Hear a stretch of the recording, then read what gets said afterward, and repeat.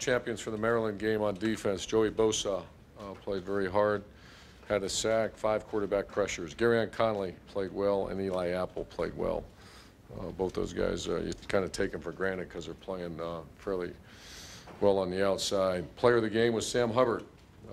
Did a great job. He had a forced fumble, pass broken up, interception, a quarterback pressure, 2 sacks, tackle for loss, and 3 tackles.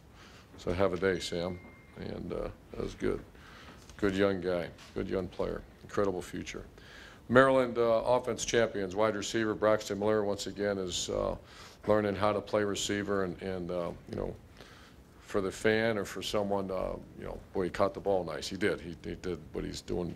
He also blocked 2 screen passes very well. One was Jalen, I believe, and one was Mike on the little smoke screens, and that's a big part of playing receiver, is doing the other things. Jalen Marshall played very well, 89% grade out. Offensive line, he had Taylor Decker and Jacoby Boren. Tight ends both graded out champ. Marcus Ball is a guy he's played 38 plays, and that's way up, obviously. And Nick Vanette. So we're getting a little more comfort. We don't have much depth there, but those 2 guys are playing okay. Players of the game, the 2 quarterbacks, Cardell Jones and JT Barrett. Obviously, Cardell Jones had, I think, statistically his best day. 90% completion rate. I'm sorry, 75% completion rate. Almost 300 yards, and took care of the football. Did a very good job managing the offense, checking the ball down in situations, and thought he did a very good job leading the team. JT Barrett is an incredible leader. 100% completion rate, 88 total yards, three rushing touchdowns. And that's that. Special teams here. Special efforts, Garyon Conley, Jalen Marshall, and Adolphus Washington had I think it's our third, get our hand on a field goal.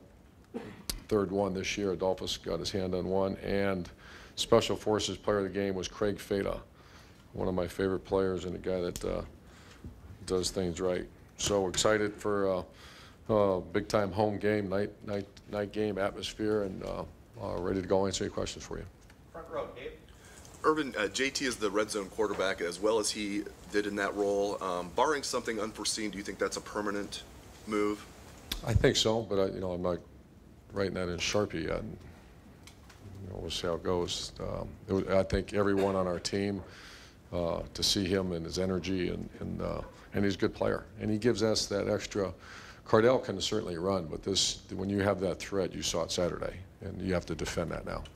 You use the word energy. Do you feel like it energized the team? It seemed to energize the crowd. Did you?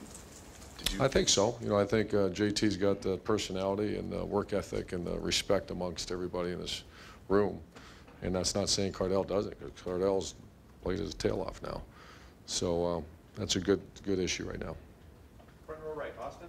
Urban, you've come in several times and talked about how much you wanted Braxton to get to that 10-touch or more barrier.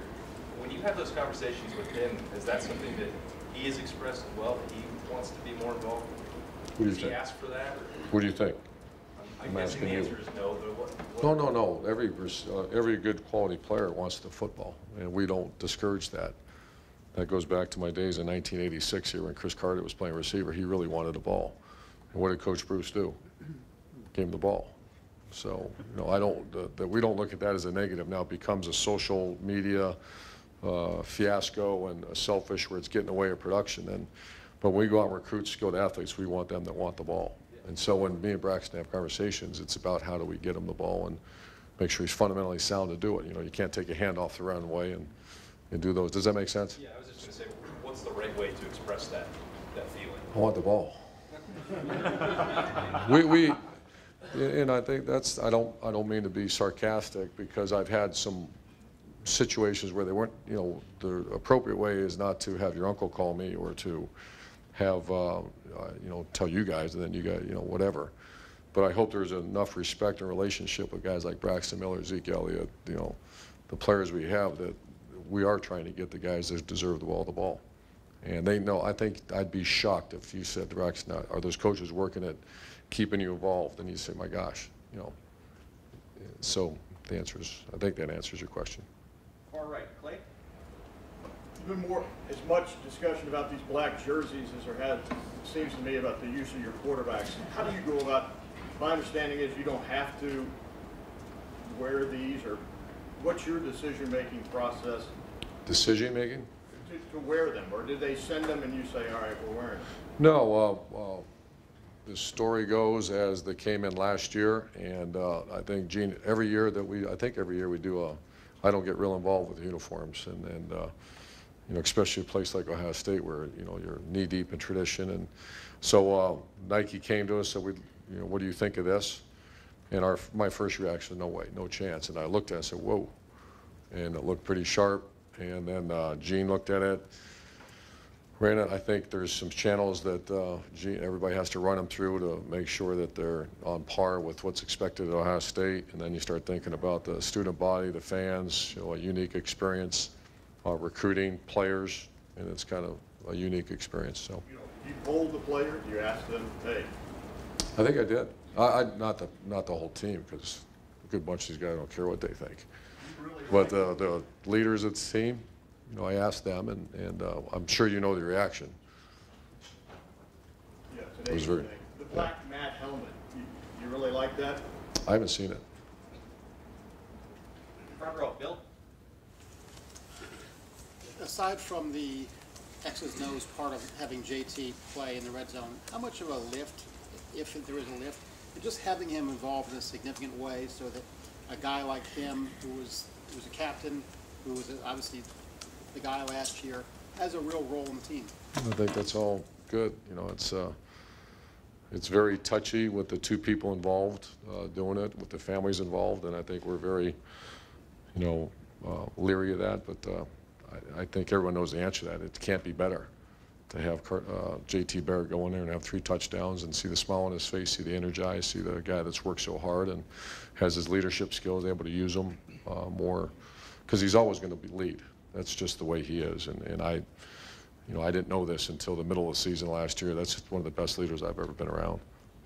And as far as Penn State goes, obviously they had a strong game against Indiana. What are your impressions of them so far? Excellent defense. I think they're top 10. I haven't seen the final stats, but they're had a hard time moving them last year. Very good defense. Offensively seems to be they're coming in their own. I have not spent a lot of time. That's usually tomorrow. I'll watch their offense. Started slow, but they're really moving it. So obviously, with a lot of respect for Penn State, their players, great players. Second row left, Lori. Coach, I remember you saying that you have a camera that looks at your guys in the sideline for reactions and stuff like that. I'm just wondering if that video this year has been especially enlightening, because you've got guys over there, they're so deep that they're not used to being on the sidelines. Are the reactions what you want? We don't have a specific camera for that. I might have misspoke. What I do is the video when you're watching plays and I see a big play, you know, I kind of pause it. I want to see who's reacting. Is that what you're talking about? Yeah. I mean, you've got guys over there right now who, because you're so talented and deep, I mean, Joey Bosa's probably spending more time there than he ever has. Cardell obviously is spending time there.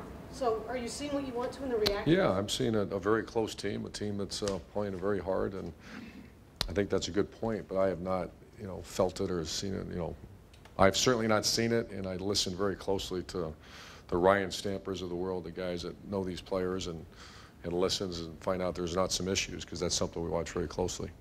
Specifically with Cardell, I mean, how tough is it to be the guy until you get to the 20 and then turn the reins over, and what does it say about him that he's doing that? I think Cardell continues to grow as a human being, as a young man, as a person that I have a lot of respect for. Maybe that respect wasn't there 2 years ago because he hadn't earned it. I think that's the same, my thought. And the reason I say because I'm talking about the whole program.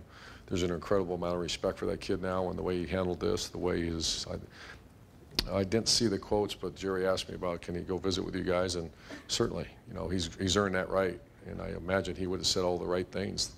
Because I think he's earned the right to have that conversation. Now we're going to do what's best for the team. But he was involved in that conversation. And like I said, 2 years ago, he would not have been.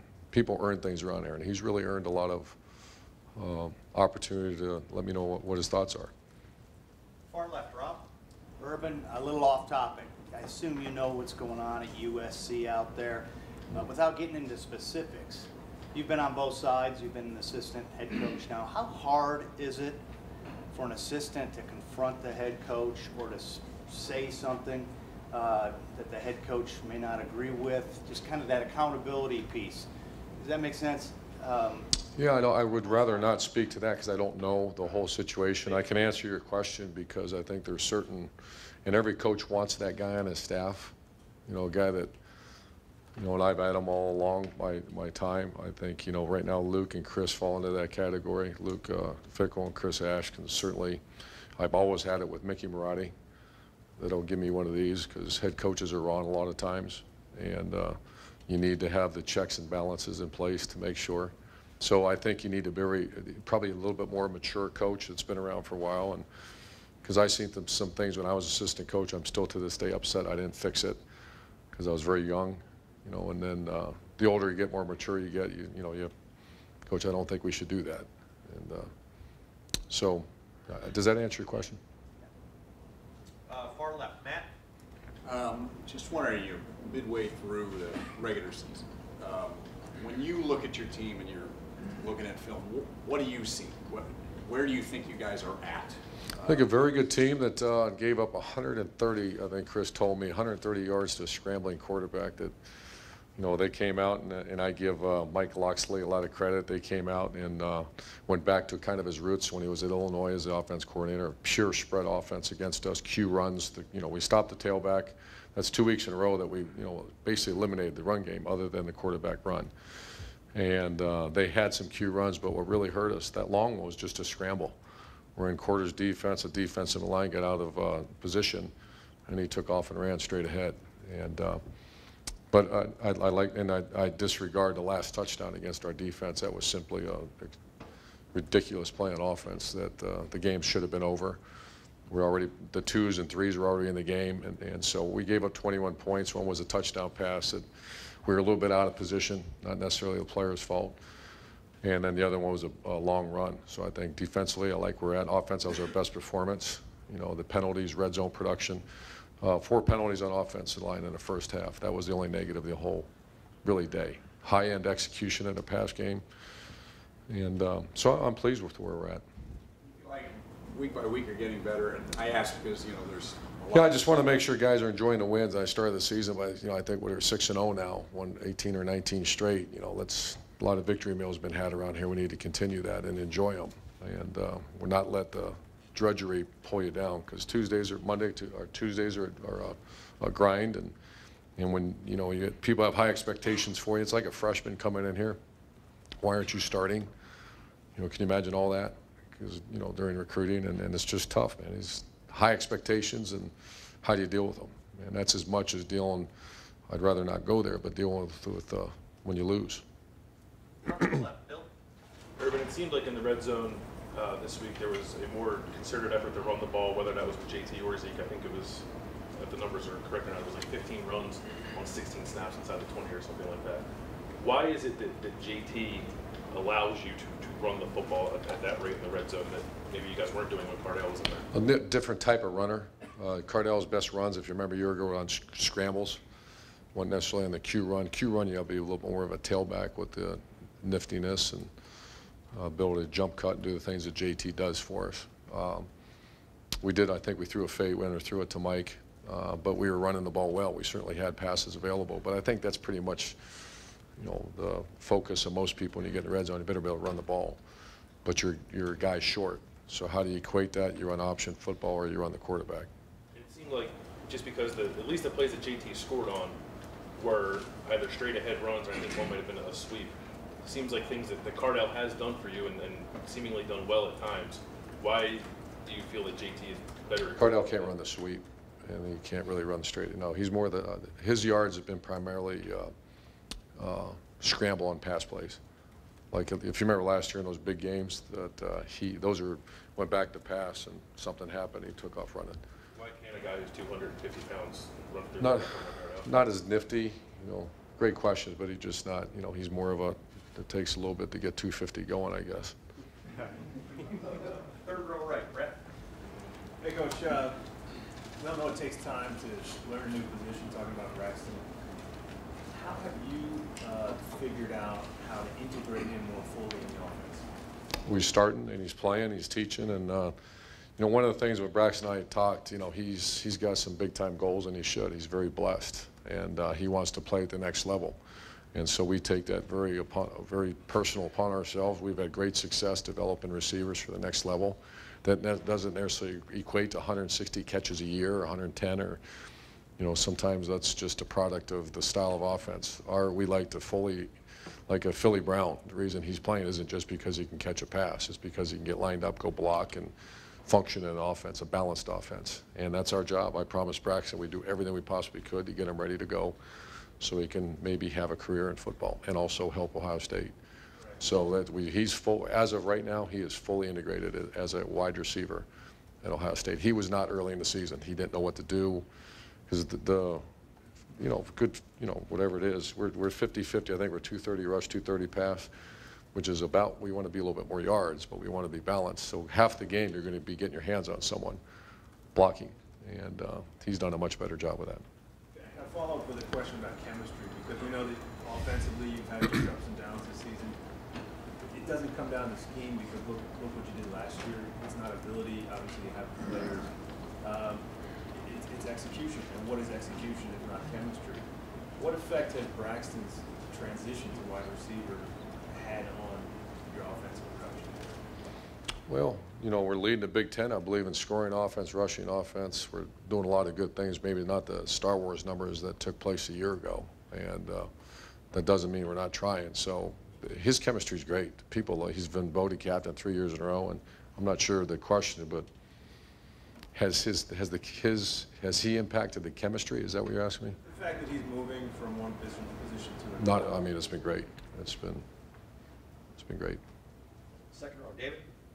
Urban, whenever you do something unique with these black jerseys, you always, like these black jerseys, you always say, you know, run it by Archie. Like he's the conscience of the program and kind of the tradition police. Just kind of curious what those conversations are like, and if you've ever kind of been told, you know, no, let's hold off on that idea. I'm not really part of those. You know, the only time that I did was when we wanted to use Justin Hilliard, number 47, with the Chick Harley family. I did because that was asked to me. I'm not really privy to those other conversations about the old-fashioned uniforms. They do everything. You know, I let other people do that. Last couple questions. Left, Doug. Urban, when we've talked about JT this year, it's been a lot about like, how he's handling things and that kind of stuff. But you know, we saw him play very effectively on Saturday. He maybe wasn't as good consistently, you know, when he came in maybe against Northern Illinois. Like, how do you think he's played? You saw him compete all of August. Was he as good as you thought he would be? Was he maybe not quite you thought? How has JT played this year? He played good. You know, it's different. I think he's a guy that gets better, like a lot of players, once you let him roll. And I'm hoping that's developing a little bit in the red zone for him. But I think he's played okay. You know, I don't think the Northern Illinois game was particularly effective for whatever reasons. Maybe it wasn't the competitive reps he gets at practice, and those are all things we look at. But I think he's a fine player, and he's going to continue to get better throughout the year. And I guess I'll like rephrase a little bit what I asked after the game. If JT's the red zone guy, why wouldn't he be the quarterback all the time? And I guess I just mean like from a football explanation of, you talked about how the quarterback run game helps you in the red zone, but what is it as you think about this quarterback situation? I think, you know, you kind of caught me off guard with that question. It's Saturday night, and I think I go back to for JT to be the quarterback, he's got to beat Cardell out. There's no anointing, and does that make sense? And so I look at it, I look at that picture. For someone to go play defensive tackle here, they have to beat out Adolphus Washington. Now, that doesn't mean there's good ones in there that we're going to get in the game somehow, but for him to be the full-time guy, you've got to go beat out Josh Perry, Raekwon McMillan, and you have to beat them out. And so that has not happened. That doesn't mean it's been very close, because it has been. And I'll ask you something now I think that has been sort of... Does he get 3 questions? You know, I wasn't going to ask this. He always does this. I know. I learned it from Tim. I wasn't going to ask this. But I'll just ask it because it's sort of been floating out there. Just out there. Just out there. When Cardale came back to Ohio State, did you make any promises to him Absolutely that not. have influenced him being the starting quarterback? Absolutely not. Because that is something that people theorize. Yeah, that's absolutely not. And last set of questions. Tim? Sorry about that. Oh, wait, you gonna wear black, or y'all having special unis? I have no idea. I won't. I wear what I wear.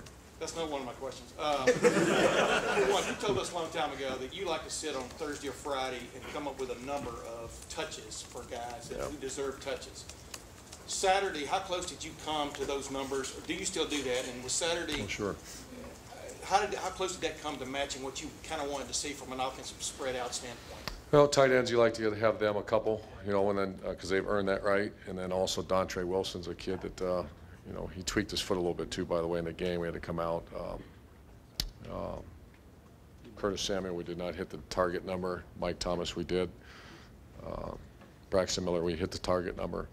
JT Barrett, his involvement, I have him on the list now.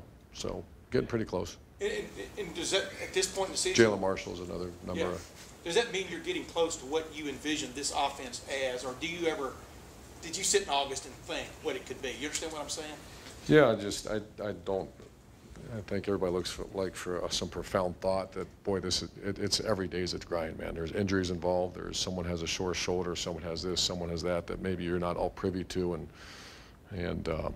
or you know, a defense is playing a certain way that's what we sit in that room and work so hard at. So it's not as easy as how to get this guy 10. Well, the defense isn't giving us those 10.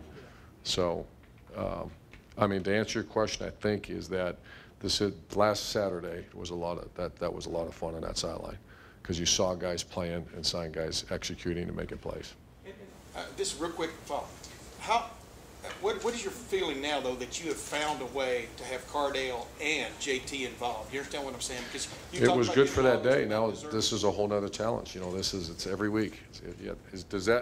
I would love for Cardale to throw for 300 and JT to do that again. This defense is probably going to have something to say about that. It's a very good defense we're facing. So that one's in the books. We felt great about it, but everybody knows this journey continues.